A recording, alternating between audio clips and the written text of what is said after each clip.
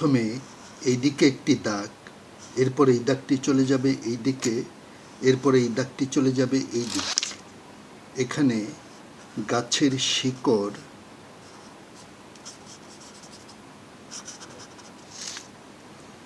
এখানে ঠিক এরকম আঁকাবাঁকা দাগে পাতাগুলো আঁকতে হবে।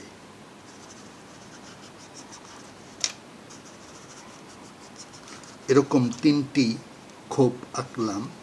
এরপর এদিকে আঁকাবাঁকা একটি, এদিকে আঁকাবাঁকা একটি, মাঝখানে আঁকাবাঁকা একটি। এইদিকে কাঠালি রং, কাঠালির একপাশে খয়েরি শেড, প্রতিটি খোপের নিচে সবুজ, প্রতিটি খোপের নিচে সবুজ দিয়ে দিলাম। সবুজের পর এবার অল্প টিয়া রং, টিয়া এবং সবুজ রংটি মিলিয়ে দিতে হবে। এরপর খালি জায়গাটুকুতে অল্প একটু হলুদ।